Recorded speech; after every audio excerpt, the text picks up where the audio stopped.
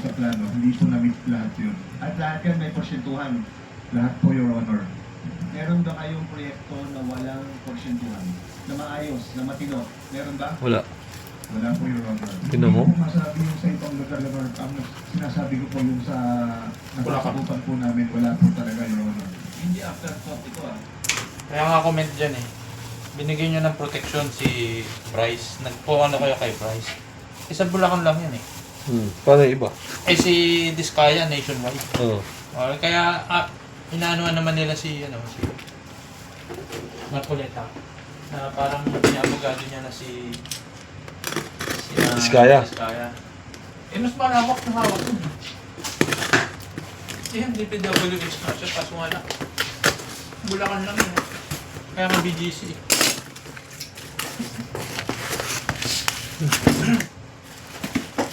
BGC, Bulacan Group of Contractors.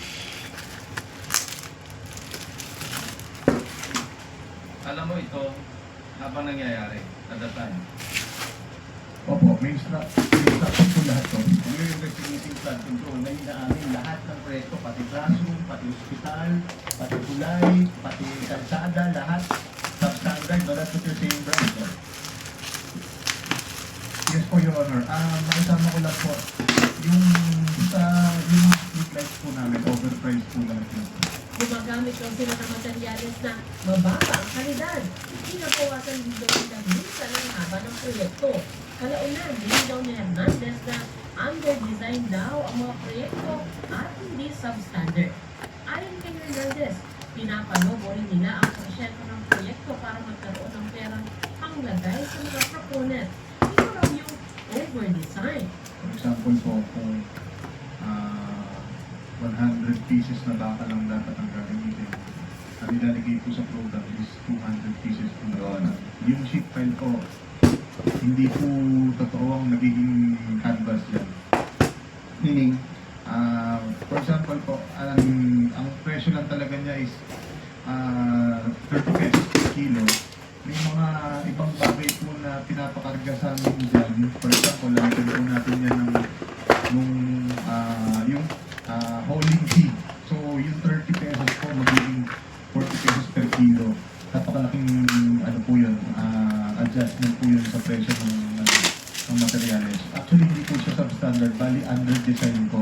Kasi, ang ginagawa po natin, ino-over-design po natin yung plano. Then, ang susundin lang po natin is yung safe na design lang. So, as per design po, under-design po siya. Actually, mali po yung term ko na substandard po niya. Kung sa flood control projects, 30% na lang ang natitira dahil sa kickbacks. Iba naman daw sa pagkatayo ng mga gusali. Sa mga buildings po, ang natitira po dyan, mga 50% po.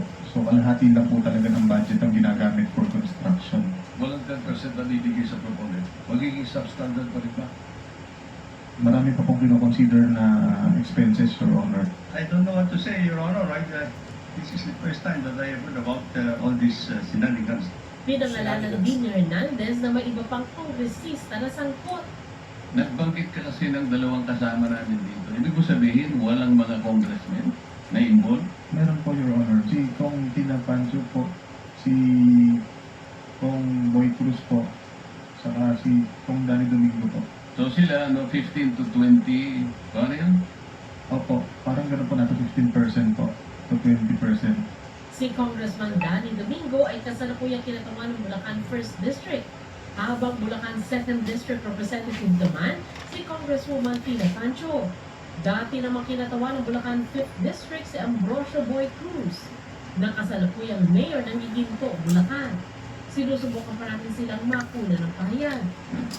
Humarap din sa pagdinig si Lauren Cruz ang umunoy bagman ng sinibak na si Bulacan 1st District Engineer Henry Alcantara. Ano yung mga si Eugene? Galing na talaga gumawa ng pera mga Bulacan o News. taga-conductor Alcantara. Pero aminado siyang dinala ang nimpak-nimpak na salapi sa bahay niya na binansagang tambayan. Yung tambayan, bahay mo, property mo yun. Yes, Mr. Chair. Okay, thank you. Okay. Tambayan, yung dalahan ng pera, di ba? Isang beses ko lang po sila nakitang nagdala sa sinasabi pong bahay. Magkano yung isang beses lang? Puno, sabi mo. inagsakan ng pera yung tambayan. Your Honor, hindi ko po alam kung anong total no, kasi hindi naman po ako kasali sa opisina nila. Dati na yung Bryce, magkano yung mga pera dinata sa tambayan tuwing magbabagsak ng pera? Sa pagkaalala ko po, billion po. Billion? Opo. Kada bagsak? Opo, basta marami po siyang pera, hindi po bababa sa 100 milyon, Your Honor. Sandra Aguinaldo, nagbabalita para sa GMA Integrated News. Sabi niya, Ginawa. kami ah. Ginawa na sa Pilipinas. Tangka sa Pilipinas. Tangina niya. Ayop talaga kayo. Hindi ko Talagang napanood yung Money Heist eh. Napanood ba yan? hindi ka ano sir. Walang chow, Nakakainis eh. Ten. Nakakainis na isipin sir. Samantalang yung dyan Pilipino, puta. Hindi ka makalabas ng ospital pag ibabayaran ka. Hinginang yung bangkay ng PAM. No? Mahal mo sa buhay, di mo may labas para magbayaran. Sa kanila, puta. Iniiwan lang sa tambahan yung billion. Eh, di wow. Dapat talaga mag-civil war na sa Pilipinas eh. Patay na yung mga hayop na congressman na yun. Sunugin yung Congress, House Congress sir. Sir? Sunugin! Sunugin!